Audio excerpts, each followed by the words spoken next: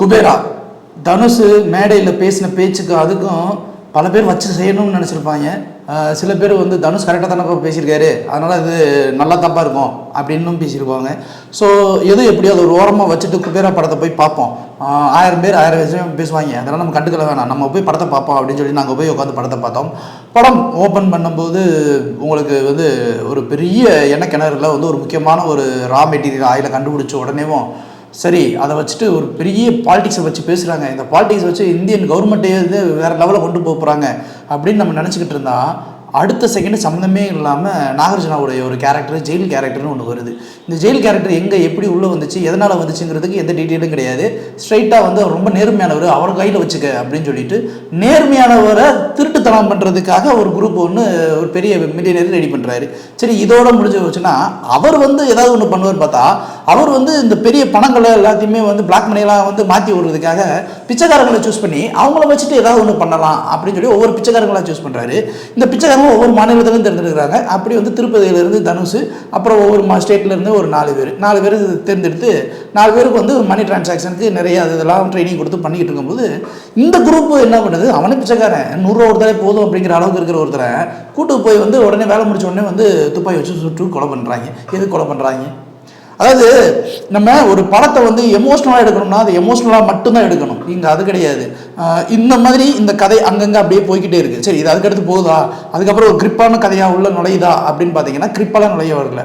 ஒரு கட்டத்தில் இதெல்லாம் கொலை பண்ணுறாங்க ஏமாத்துறாங்கன்னு தெரிஞ்சதுக்கப்புறம் தனுஷ் தப்பிக்கிறாரு. தப்பிச்சதுக்கப்புறம் அவர் எப்படியாவது பிடிச்சி அந்த வேலையெல்லாம் முடிக்கணும் அப்படின்னு சொல்லி ட்ரை பண்ணிக்கிட்டு இருக்காரு.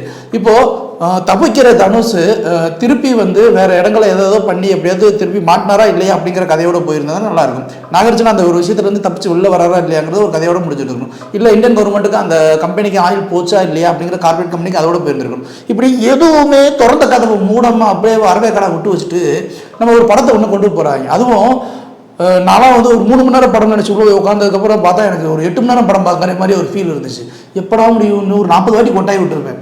அதுவும் இந்த தனுஷ் தப்பிச்சு போயிட்டு இந்த ராஷ்மிகா பார்க்குறது, இந்த ஊரா சுற்றுற சீன் இதெல்லாம் வந்து பார்த்தீங்கன்னா ஐயோ ஒரே கோப்பமாக இருக்கே செட்டியார் மதர் அப்படிங்கிற மாதிரி போட்டு சுற்றிக்கிட்டே இருக்காங்க. அது கூடயும் போர் அடிக்குது. அதே மாதிரி ஒரு பெரிய கார்பரேட் கம்பெனி ஓனரு ஒரு சாதாரண பிச்சைக்காரனை தப்பிச்சு போக ஓட்டுற முடியுமா ரொம்ப ஈஸியாக?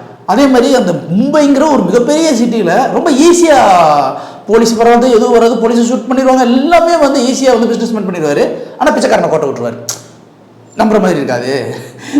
அதே மாதிரி இவங்க இது ஒரு பக்கம் போக நாகார்ஜுனா வந்து ஒரு அந்த 4 பிச்சைக்காரங்களும் ஒரு பிச்சைக்கார லேடி ஒருத்தவங்க இருப்பாங்க. அந்த லேடியை வந்து காப்பாற்றி வச்சிருக்கேன் அப்படின்னா அதுக்கு ஒரு டீட்டெயிலிங் இருக்காது. இப்போது ஒரு படம் நான் பார்க்குறேன் அப்படின்னும் போது நான் அந்த படத்தோடைய நான் இந்த லாஜிக்கு இந்த ஃப்ளாஸ் இது எதையுமே நான் பார்க்கல. நான் ஒரு படம் பார்க்க உட்காரேன், நீ ஒரு கதையை சொல்கிறீங்க, அந்த கதையை நான் வந்து முழுசாக சொன்னா போதும் அப்படின்னு நினச்சி நான் உட்காந்தா நீங்கள் அந்த கதையை ஒன்று திறந்து வச்சுட்டு அந்த கதையை முழுசாகவும் சொல்லாமல் சொல்லவும் முடியாமல் அப்படி ஒரு படத்தை எடுத்து வச்சு என்ன பிரயோஜனம் இருக்குது அப்படிங்கிறத என்னுடைய முதல் கேள்வி. இதில் தனுஷோடைய நடிப்பு நல்லா இருக்கா அப்படின்னு பார்த்தீங்கன்னா அசுரன் படத்தில் நடித்த தனுஷோடைய நடிப்புக்கும் இதோடைய நடிப்புக்கும் கொஞ்சம் கூட பெருசாக இது கிடையாது. அந்த அசுரன் நடிப்பு அப்படி இருக்கும், இதில் குபேரால பெருசாக இருக்காது. சரி இது தெலுங்கு படப்பா அதனால் கொஞ்சம் அப்படி தான்ப்பா இருக்கும், தமிழ்நாடுகளுக்கு கொஞ்சம் இதுதான்ப்பா அப்படின்னு நீங்கள் நினச்சிங்கன்னா நாகார்ஜுனா மாதிரியான ஒரு ஸ்டைலிஷான ஒரு ஹீரோ வச்சுட்டு அவர் தான் ஆக்சுவலாக படம் முழுசு ஹீரோ மாதிரி லீடர் மாதிரி எல்லாமே போயிட்டு இருக்காரு. சரி இவர் வேற ஒரு லெவலில் ஏதோ ஒன்று ஒரு லாஜிக் பண்ண போறாரா அப்படின்னு நினச்சி பார்த்தீங்கன்னா கிளைமேக்ஸில் ப்ரீ கிளைமேக்ஸில் வந்து அவரை போட்டு தெளிடுறாங்க.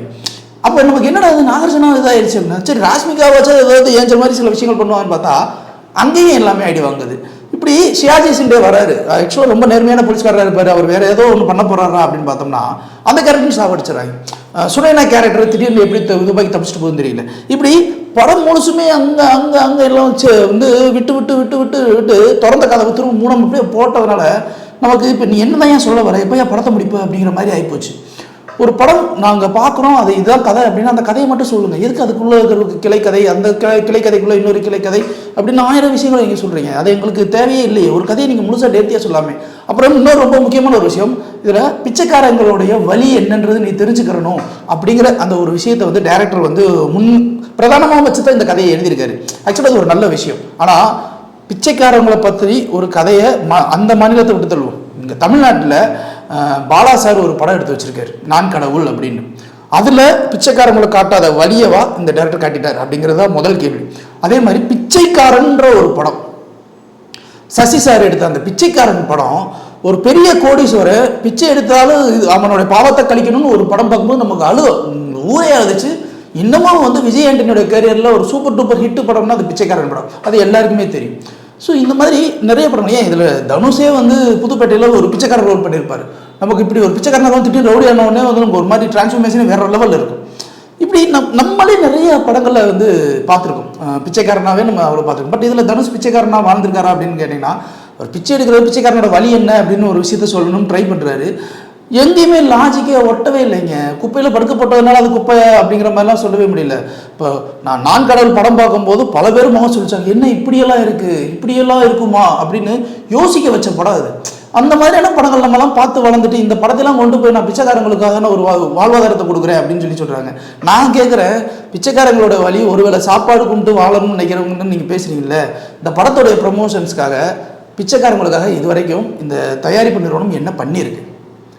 பிச்சைக்காரங்களை வந்து நீங்கள் வந்து வாழ்க்கையில் அவங்கள அடுத்த கட்டத்துக்கு உயர்த்தணும், இந்த ஊரில் பிச்சைக்காரங்களே இருக்கக்கூடாது அப்படிங்கிற ஒரு கான்செப்டை வச்சு இயக்குனரும் சரி, இந்த படம் சரி, நடிகர்களும் சரி எல்லாமே பண்ணியிருக்காங்கல்ல. ஆனால் இதே இந்த நிறுவனம் ஒரு பெரிய ப்ரீவியூ ஷோக்கு இந்த பத்திரிகையாளர்களும் சரி, ரிவ்யூவர்ஸும் சரி, இன்ஃப்ளூயன்ஸும் சரி எல்லாரையும் கூப்பிட்டு வராங்கல்ல. ஏன் இவங்களுக்கான ஒரு அடிப்படை உள்ள ஒரு படம் அப்படின்னும் போது இவங்களை கூப்பிட்டு வச்சு ஒரு ப்ரீவியூ ஷோ எங்கே போடுங்க பார்க்கலாம். நாங்கள் அப்போ நம்புகிறோம். யாருக்காக இந்த படத்தை எடுக்கணும்னு நினைக்கிறீங்களோ அவங்களாலேயும் அந்த படத்தை பார்க்க முடியாது. ஏன்னா அவங்களுடைய வறுமையும் சூழ்நிலையும் அப்படி, அவங்களுக்கு இது என்னன்றது கூட தெரியாது. அப்போ நீங்கள் அவங்கள பற்றி பேசணும் அப்படின்னா அவங்களுக்கு அந்த விஷயத்த சொல்லணுமா இல்லையா?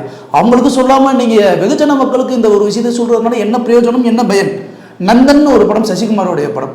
அந்த படம் வரும்போது சசிகுமார் சாரே எல்லாருமே போய் நின்று அங்கே வந்து இந்த துப்புரவு தொழிலாளிகள் இருக்கவங்க எல்லாரையும் கூப்பிட்டு உட்கார வச்சு படம் பார்க்க வச்சு அழகு பார்த்தாங்க. சரி, இதை விட்டு தானுங்க. முன்னாடி கந்தசாமின்னு ஒரு படம், விக்ரம் நடித்த படம், சுசி கணேசனோட படம். அந்த படத்துக்காக தான் வந்து மணி லாண்டரிங் இந்த ஒரு பிரச்சனை அப்படின்றதுக்காக வந்து 2 கிராமங்களை தத்தெடுத்து இந்த ஒரு விஷயங்கள்லாம் பண்ணுறோம் கந்தசாமி படத்தோட ப்ரொமோஷன்ஸ்க்காக அப்படின்னா ஒரு விஷயங்கள் பண்ணாங்க. இது மாதிரி இந்த குபேரா படத்தில் நீங்கள் பிச்சைக்காரங்களோட வாழ்வியலை பற்றி அவங்களுடைய வழிகளை பற்றி பேசணும்னா நீங்கள் அதுக்காக என்ன பண்ணியிருக்கீங்க?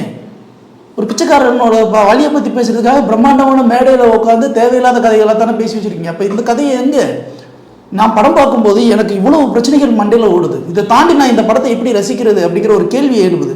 ஸோ எங்களை பொறுத்த வரைக்கும் இது குபேரா அப்படிங்கிற ஒரு படம் கொஞ்சம் கூட லாஜிக்கே இல்லாத ஒரு படம். அந்த லாஜிக் இல்லைனாலும் பரவாயில்ல, படம் ரொம்ப length.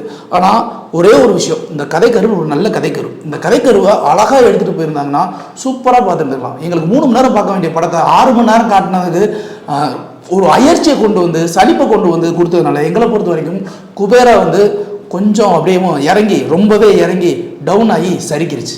Like, share and subscribe பண்ணாதவங்க இப்பவே சப்ஸ்கிரைப் பண்ணிருங்க. எங்களோட அப்டேட்ஸ் உங்களுக்கு வரணும்னா பெல் பட்டனை பிரஸ் பண்ணுங்க.